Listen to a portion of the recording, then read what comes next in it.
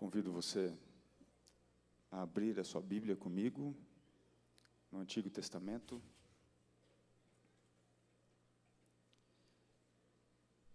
Livro de Neemias.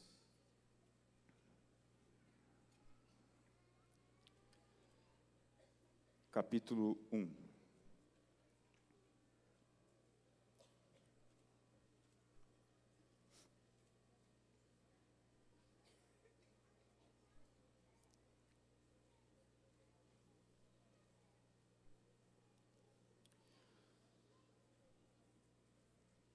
Nós leremos os 4 primeiros versos desse capítulo.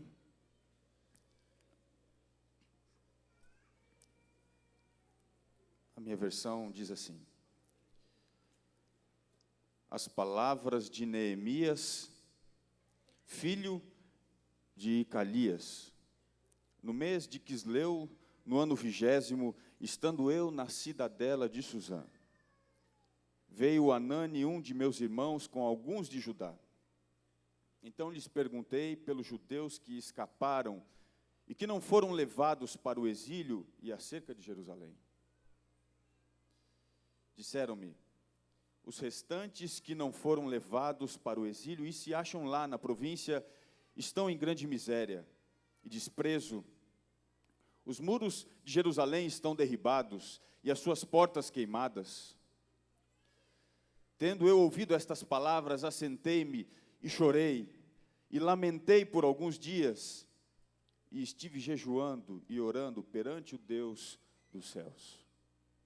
Podemos parar aí. A escritora espanhola Carmen Corde escreveu um conto que fala de uma história. Uma jovem mãe deu à luz a um filho cego.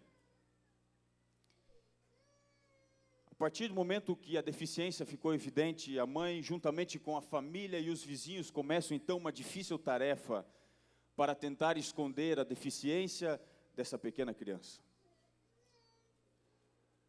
O tempo passou e o menino cresceu alheio à realidade das palavras que fazem com que o sentido se torne um pouco mais profundo daquilo que nós vivemos, como luz, cor e visão. Essas palavras eram proibidas, não podiam ser mencionadas. E assim o menino atinge a sua fase de criança, sendo cego e não sabendo que era cego. Até que no conto de Carmen Corde, de repente, uma menina estranha, desconhecida, pula a cerca daquela casa e estraga toda aquela proteção que havia.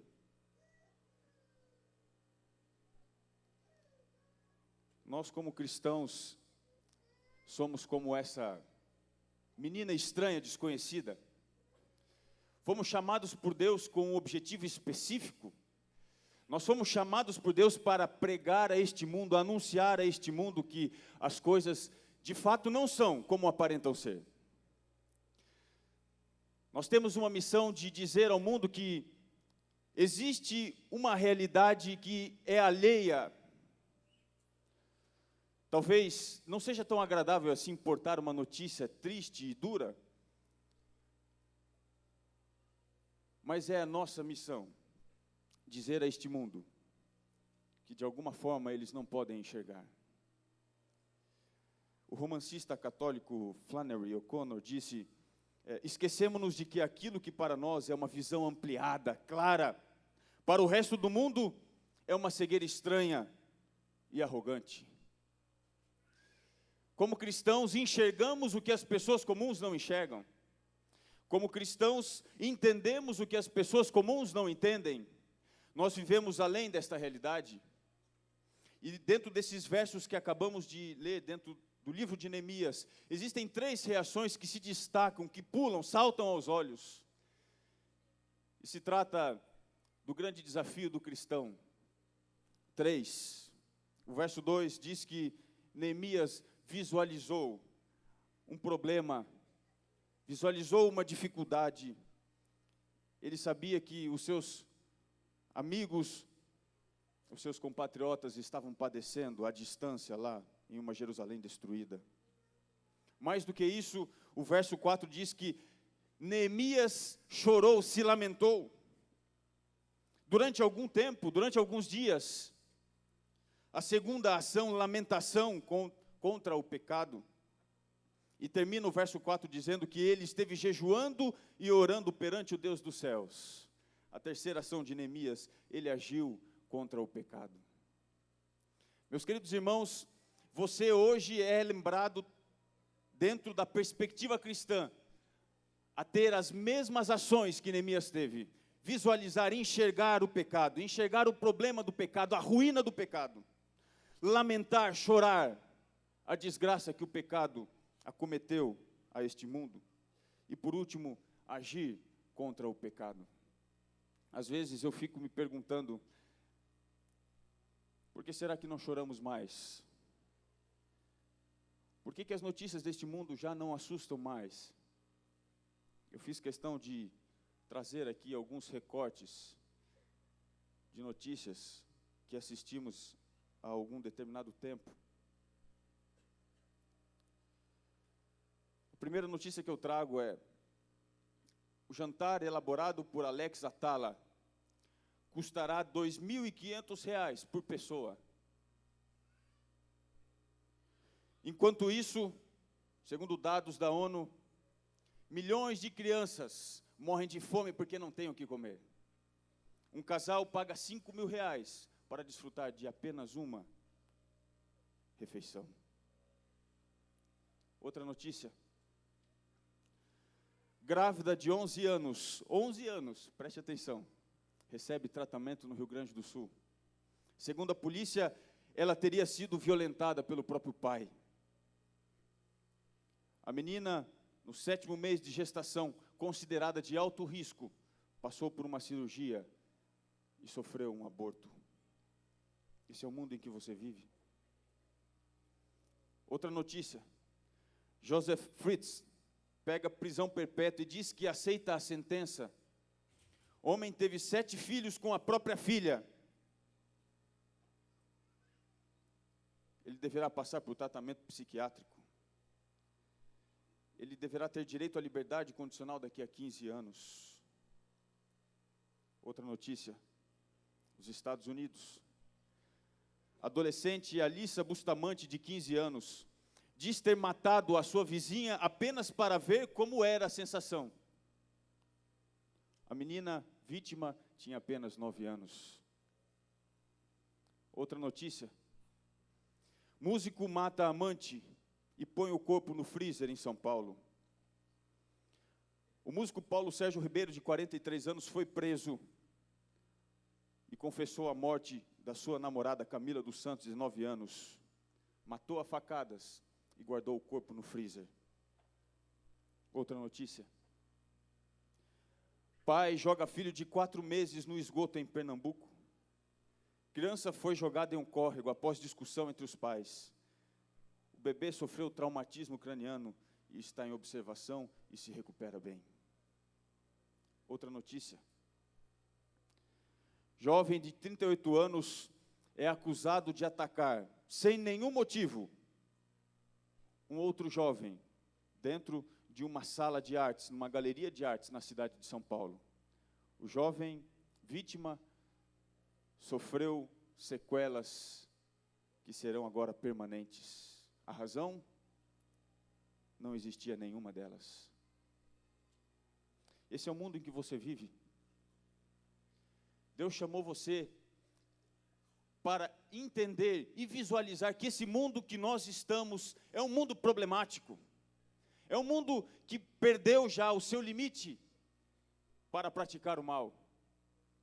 Nós, como cristãos, somos chamados a entender, a enxergar, assim como Neemias enxergou, que a situação lá do seu povo, da sua cidade natal, era uma situação triste. A cidade estava totalmente derrocada, derrubados estavam os muros, as portas, as casas, a cidade estava em ruína. Eu pergunto, a nossa situação é diferente hoje? Os bairros marginalizados das principais cidades brasileiras respondem por aproximadamente 35% da população nacional. Nestes locais, pelo menos a metade das mortes são provocadas por causas violentas, agressões ou homicídios. Em cidades como São Paulo e Rio de Janeiro, 21% de todas as mortes são provenientes de atos violentos. Algumas cidades do país apresentam um percentual de mortandade proveniente de atos de violência que equivale aos do Iraque, país que estava em guerra. O governo suíço fez uma pesquisa em todo o mundo e ele descobriu que o Brasil responde por 10% de todos os homicídios praticados no mundo todo. 10%. Amigos, esse é o seu país. Esse é o teu mundo. Neemias entendia que haviam problemas sérios demais. Mais do que isso, ele foi além. Neemias chorou pelos problemas. E mais do que isso, Neemias decidiu agir contra aqueles problemas. Eu me pergunto se a nossa igreja já deixou de ver, de enxergar, deixou de chorar, deixou de agir contra o pecado. Se o mundo está do jeito que está, nós temos um papel importante a cumprir. Neemias estava lá no palácio, tendo uma situação confortável. Para ele não havia nenhuma espécie de risco, era uma situação agradável. Mas ele não estava satisfeito, ele precisava fazer alguma coisa. Olhando aqui para a nossa comunidade, eu sempre me pergunto a razão de existir desse colégio.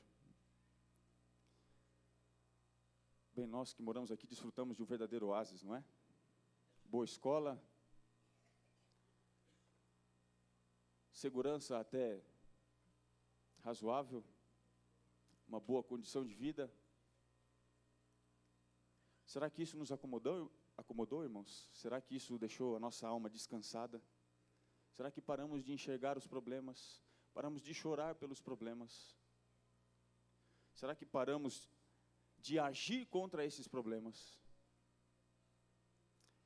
Quando eu era pequeno, na verdade eu já era mais do que um adolescente, um dia eu, naquela fase triste da vida, de adolescência, eu disse a minha mãe e meu pai que eu iria dormir na casa de amigos, mas não era verdade. Era um plano elaborado por mim, para poder sair e curtir a noite na presença de amigos. Eu lembro que eu disse à minha mãe, então, que eu estaria dormindo na casa de um amigo. Nós morávamos numa cidade do interior, aqui do estado, e parece que mãe e pai têm um sexto sentido, não é? A minha mãe acordou assim na cama e disse, Derli, estou tendo uma sensação estranha. Liga lá para a casa do sujeito onde eu supostamente estaria. Liga lá para ver se o Robson está lá mesmo. Eu não sei, alguma impressão, acho que ele não está por lá. Aí meu pai olhou para minha mãe, já era tarde. Querida, ele disse que ia dormir lá, está tranquilo. Ele liga. Não vou ligar. Deixa o menino lá. Ele sai de casa, você já fica em cima dele, fica o tempo todo. Você é uma mãe que cerca demais os filhos. Minha mãe levantou-se da cama, pegou o telefone e ligou. Diz a minha mãe que tocou durante algum tempo. Ninguém atendeu. Lógico, não tinha ninguém na casa. Tocou de novo. Ninguém atendeu. Minha mãe cutuca meu pai e diz, Dali, vamos lá. Vamos aonde? Vamos lá. Mas, querido, você acha que o nosso filho, ele está fazendo alguma coisa de errada? Eu tenho certeza. Então tá bom, colocou a roupa e os dois saíram então. Quando eles chegaram na casa, bateram, não tinha ninguém, meu pai disse, eu imagino onde é que ele pode estar. Amigos, eu estava dentro de uma balada. E juntamente comigo haviam alguns amigos de igreja. E de repente, quando meu pai vai chegando dentro da balada, ele desce do carro, ele começa a olhar para um lado, ele começa a olhar para outro, ele começa a ver diretor jovem lá, começa a ver gente lá, e ele aborda essas pessoas e diz: eu não acredito que vocês estão aqui. Olha, estou decepcionado com vocês. O diretor jovem diz: o senhor está decepcionado comigo? Então, vá ficar com o seu filho, que ele está lá dentro. O quê? Seu filho está aí dentro, pode procurar que você vai achar. Dedo duro, né? Meu pai então entrou desesperado. Amigos, quando eu vejo meu pai se aproximando, eu saio de fininho, pé por pé. Chamo meu amigo: cara, a gente precisa ir embora agora. Meu pai está aí, sujou.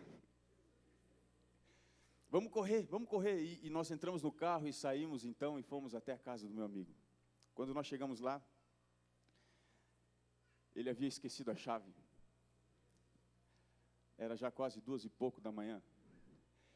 Eu estava na frente da casa, sem nenhuma boa desculpa.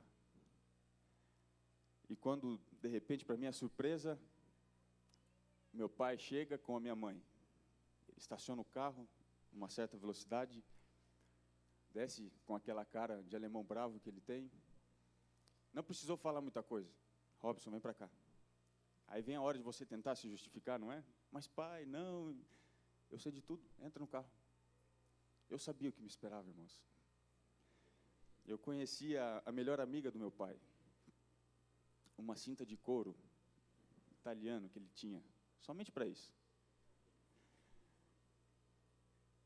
Entrei no carro, cabeça baixa.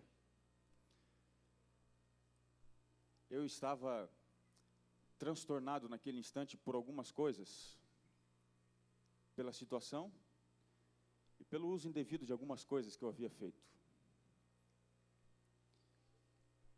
Com a cabeça baixa, eu imaginava e tentava reviver, antes de acontecer, como seria o ritual de espancamento.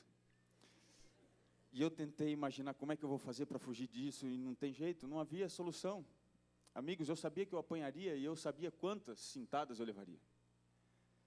Quando nós chegamos em casa, no meio da madrugada, meu pai entrou no quarto com a minha mãe, fechou a porta, e eu me lembro bem da cena. Meu pai não conseguiu dizer uma palavra. Ele olhou para mim e começou a chorar. E ele me disse: filho, eu esperava de todos, menos de você. Foi a pior surra que eu já levei. Igreja, família, será que deixamos de chorar pelos pecados que temos cometido? Será que deixamos de lamentar a triste situação que esse mundo se encontra? Será que ficou tudo tão normal, tudo tão comum? Deus chamou Neemias para reconstruir os muros da cidade de Jerusalém. Mas antes, primeiro, Neemias chorou por causa das ruínas daquela cidade. Nós deveríamos olhar mais, observar mais. Existem pais que não conseguem mais olhar a atitude dos filhos em casa. Para eles não há problema algum a criança passar 10, 15 horas na frente do computador ou da televisão, do videogame. Existem maridos que não conseguem mais observar a atitude das mulheres em casa. Existem filhos que não conseguem mais sequer desenvolver o mínimo de relacionamento com os seus pais. E para muitos, a vida continua como se nada estivesse acontecendo. Nós fomos chamados para enxergar os problemas, para chorar pelos problemas e para agir contra os problemas, o principal deles, o pecado. E no livro de Neemias eu quero propor para você 2 visões de proteção. O título dessa mensagem eu coloquei: de dentro para fora ou de fora para dentro. Qual será o meio mais sábio para se instituir uma proteção, um meio de guarnição espiritual, física, emocional dos filhos? Gostaria que você me acompanhasse no capítulo 4.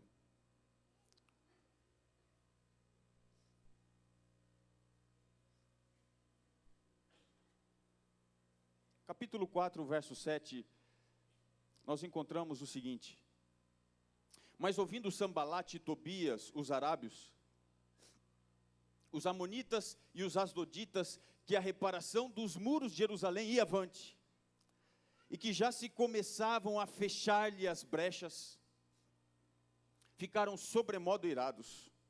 Verso 9, porém nós oramos ao nosso Deus, e como proteção pusemos guarda contra eles de dia e de noite.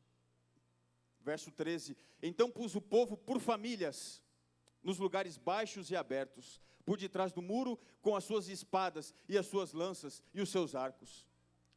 Verso 16, daquele dia em diante, metade dos meus moços trabalhava na obra, e a outra metade empunhava lanças, escudos, arcos e couraças.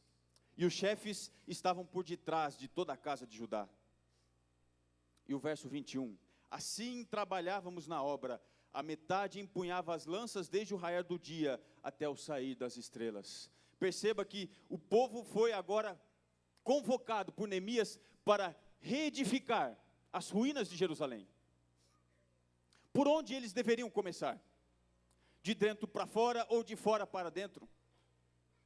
Deveriam eles começar pelas casas? Deveriam eles começar reedificando os seus lares? Ou deveriam eles fechar primeiro o perigo que estava lá fora, para então depois cuidar da situação de dentro? O sucesso espiritual tem a ver com essas duas visões. Existem famílias que estão buscando proteção, cercos, não fora, não instituindo limites, mas sim tentando levar a sua vida em casa como meio de proteção, destituídas de um muro espiritual, destituídas da vida da igreja, dos princípios da igreja.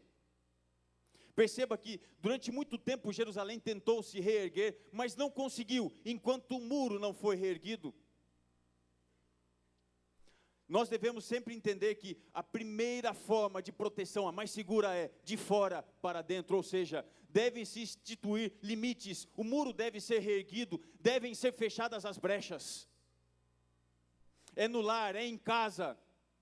O trabalho dos pais, segundo diz a Bíblia, as famílias empunhando armas, de dia, de noite, a todo instante, juntos, lutando para acabar com a influência do mal, cercando os muros, o muro de proteção espiritual, a religião, a espiritualidade, a fé.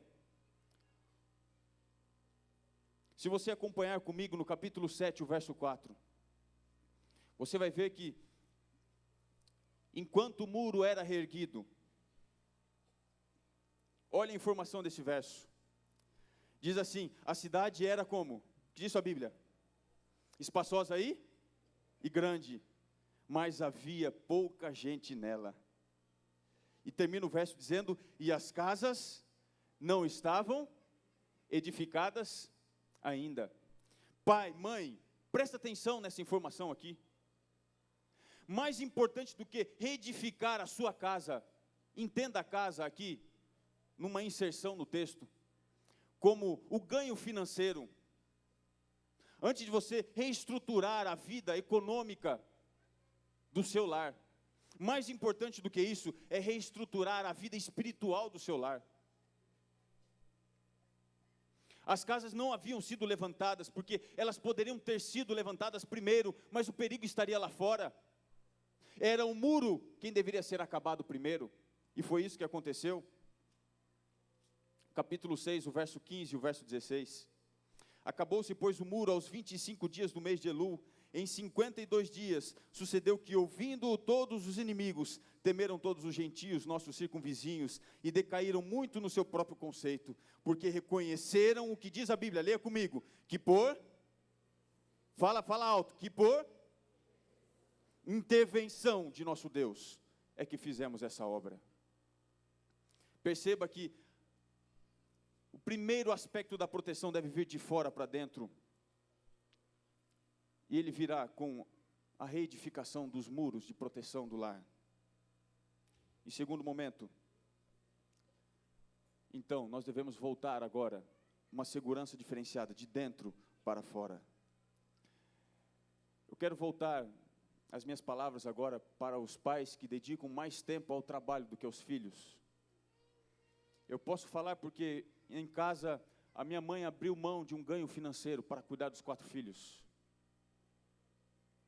Nós tivemos muitas necessidades, mas eu posso dizer aqui as palavras do verso 16.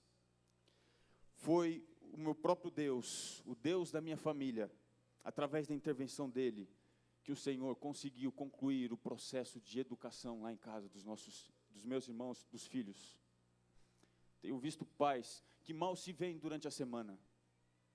O pai sai para um canto, a mãe sai para o outro, o filho fica em casa sendo cuidado pela babá. Tem muita gente que traz para a igreja a responsabilidade que é da casa.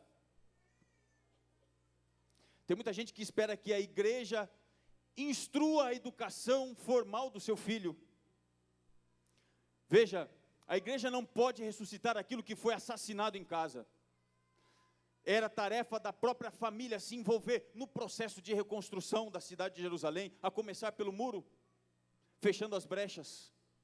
Se você não fizer isso com a sua própria família, não haverá casa que se reedifica. A formação e a defesa espiritual começa de fora para dentro do livro de Neemias, mas não termina aí. Também já ouvi histórias de pais que dizem assim: pastor, eu fiz tudo certo, eu ensinei meus filhos na igreja, eu eduquei-os dentro dos princípios, mas quando eles cresceram, eles saíram. Veja, a segurança, a proteção acontece de fora para dentro, mas não acontece somente assim, ela também acontece de dentro para fora.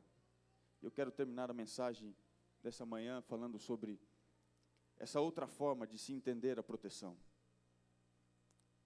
Vá comigo para o último capítulo do livro de Neemias.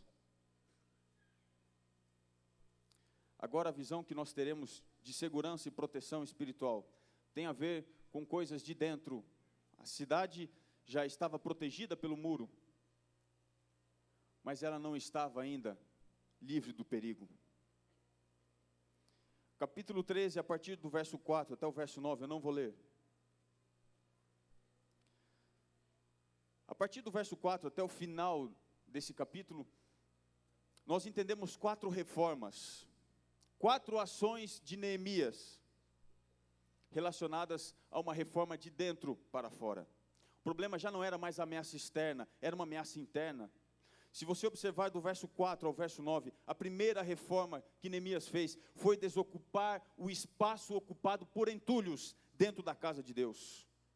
A primeira reforma que Neemias fez foi criar espaço para Deus dentro da própria cidade. O espaço de Deus havia sido ocupado. Lembre-se, você, pai, tem como obrigação ocupar o espaço de Deus com as coisas de Deus. Se isso não tem acontecido, chegou a hora de você tirar os entulhos, enxotar os entulhos para fora da sua casa. Segunda reforma, do verso 10 até o verso 14.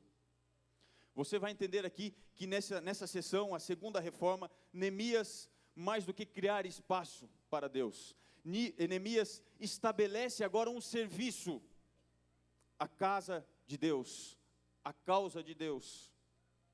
Neemias reinstitui o trabalho dos levitas, o trabalho de devoção, os serviços espirituais. É triste saber que muitos dos lares, se não a maioria hoje, pela agitação do corre-corre do dia a dia, já não tem mais serviço espiritual dentro de casa. Marido e mulher não se juntam para falar de Deus para as crianças. Aí eu pergunto a você, quando essa criança crescer, você acha que ela vai ficar sob teu domínio? A segunda reforma de Neemias foi estabelecer o serviço a Deus. Você precisa fazer isso. Terceira reforma, do verso 15 até o verso 22.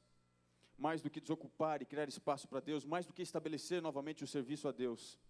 Agora, do verso 15 até o verso 22 desse próprio capítulo, Neemias reestabelece o culto, a adoração a Deus, tipificada aqui no dia do sábado, as sagradas horas do sábado.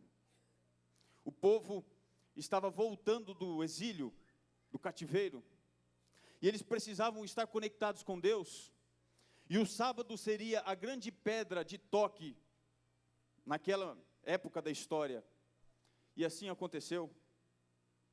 Os muros já estavam restaurados, não havia perigo externo, mas as portas da cidade estavam abertas para o pecado.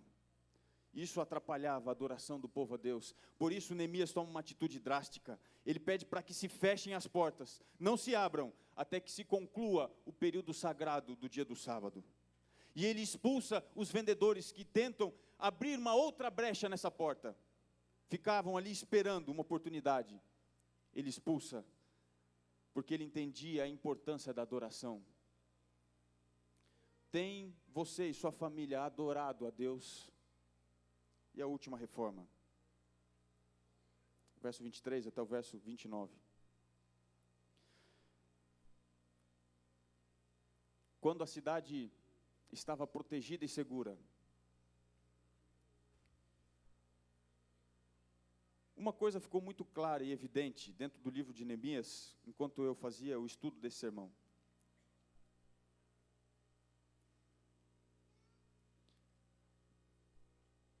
As famílias eram famílias sem ligações, eram famílias sem estrutura, eram famílias fruto de um casamento mal orientado. Se você ler aqui os primeiros versos, os judeus haviam casado com mulheres asdoditas, amonitas e moabitas. Resultado disso, verso 24. Os filhos dos judeus, eles falavam meio asdodita e não sabiam falar judaico. A quarta reforma de Neemias é uma reforma drástica. Imagina aqui à frente algum líder da casa de Deus pegar seu filho pelo cabelo, arrancar o cabelo do seu filho, arrancar a barba do seu filho, agredir o seu filho. Isso não cabe mais na nossa época, não é? Agora existe até uma lei que se o pai encostar a mão no filho, ele está enrolado, não é? Veja, a última reforma que Neemias promove tem a ver com um significado espiritual. O povo havia desaprendido a linguagem de Deus. O povo não falava mais a linguagem de Deus. Pergunto a você, por que o mundo está do jeito que ele está hoje? Por que nós, quando vamos a um noticiário, alguma fonte, alguma mídia, a gente só vê desgraça? As pessoas desaprenderam a falar a língua de Deus. As pessoas não sabem mais falar. Por isso é trabalho da igreja de Deus, das famílias do povo de Deus, reensinarem os seus filhos a linguagem do céu, a linguagem de Deus, a linguagem do amor. Esse é o trabalho do Aventureiros, ou do Clube dos Aventureiros. Pegar uma família em ruínas e ajudar essa família dentro do processo de restauração, a ter no centro do lar uma linguagem do céu. Desde dos 6 anos até os 9, Deus tem usado pessoas para reestruturar a vida espiritual da família, para Deus levantar pessoas diferentes numa geração corrompida. Essa manhã eu não vou fazer nenhum apelo assim especial para a igreja. Eu quero fazer um apelo para os pais e os aventureiros. Nessa manhã de sábado, nesse culto especial em que nós celebramos o trabalho que é desenvolvido com vocês, crianças aventureiras, eu queria desafiar o seu pai hoje, pela manhã, a tomar você nas mãos, junto com a mãe, se ela estiver presente, e vir aqui à frente, dizendo assim: Senhor, eu preciso fazer alguma reforma na minha família.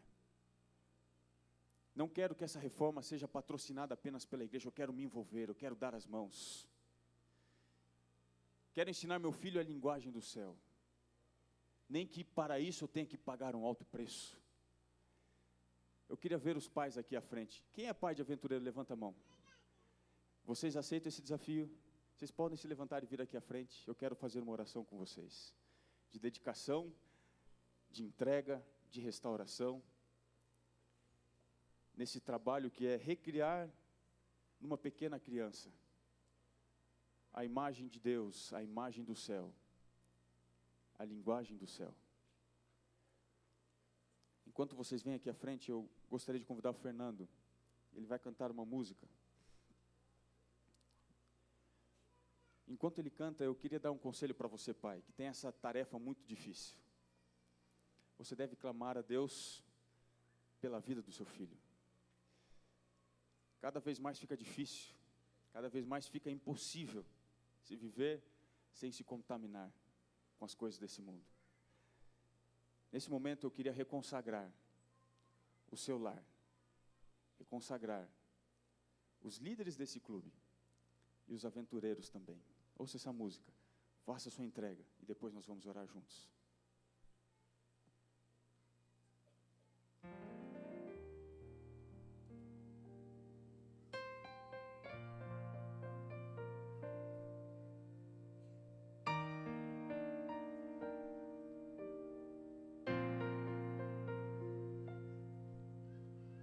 Eu quero ser inteiro, quero de verdade. Desejo ser completo no Senhor Jesus. Meu pobre coração só é metade. Se o coração de Cristo não pulsar em mim, por isso me entrego todo em seu altar. Mesmo que seja só uma parte do que eu posso ser, vou nesse instante, não pode ser depois, pois já é tarde, o tempo quase já se foi. Sou fragmento, por isso eu venho aqui. Não quero assim viver, que Cristo viva em mim. Já demorei demais a decidir, na entregar. Começo o meu sem certeza do meu fim. Estou aqui, Jesus, preciso agora. Vem resgatar-me, completar meu coração. Por isso me entrego todo em seu altar. Mesmo que seja só uma parte do que eu posso ser, vou nesse instante, não pode ser depois, pois já é tarde, o tempo quase já se foi. Sou fragmento, por isso eu venho aqui. Não quero assim viver, que Cristo viva em mim.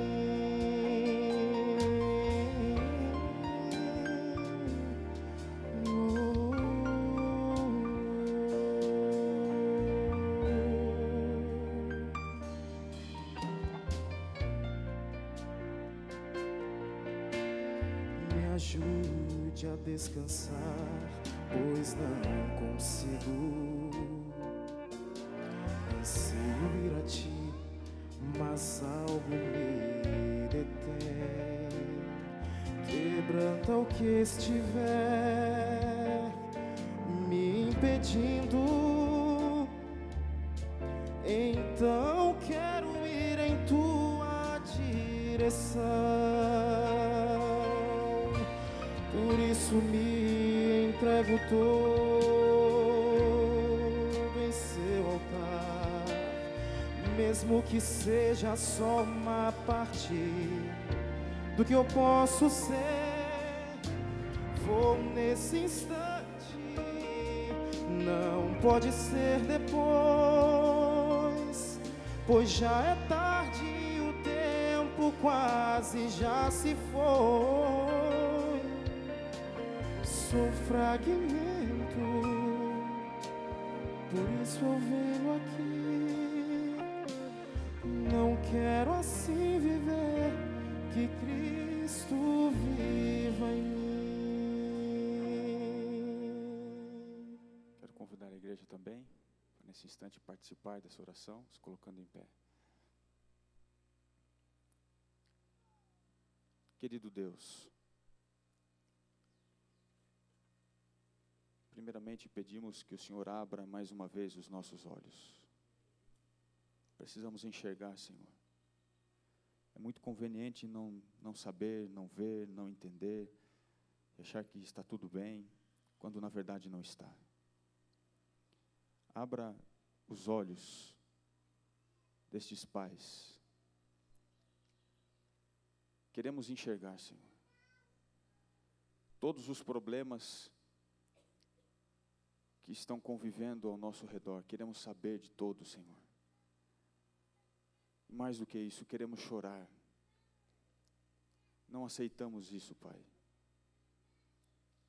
E acima disto também queremos agir contra o pecado. Queremos restabelecer a proteção divina em nossa vida, em nossa família, em nossa igreja. Queremos fechar as brechas que foram abertas pela destruição do pecado. Ajuda, Pai, nessa tarefa tão difícil, dando sabedoria, dando força e paciência aos pais para ensinarem esses pequenos filhos de que estarmos na presença de Deus é o mais importante a se fazer nessa vida. E ainda, Senhor, pedimos que o Senhor atue diretamente na reconstrução de cada lar. Queremos ter a linguagem do céu. Queremos abrir o espaço necessário dentro da nossa família, dentro da nossa casa, para a adoração ao Teu nome. Ajuda, Pai, as famílias a entenderem a solenidade do tempo e assim dedicarem mais a atenção, priorizar o culto em família, priorizar, Senhor Deus, os cuidados espirituais, o acompanhamento próximo de seus filhos. E assim, Pai, com certeza, estando dentro da Tua proteção, poderemos viver rodeados de problemas, mas ainda assim, o Senhor nos protegerá. Abençoa, Senhor Deus, esse clube de aventureiros, nessa nobre missão. Toda a liderança, a diretoria, os conselheiros, os pais que ajudam, que esse trabalho nunca cesse. Nós te pedimos todas essas bênçãos em nome de Jesus. Amém.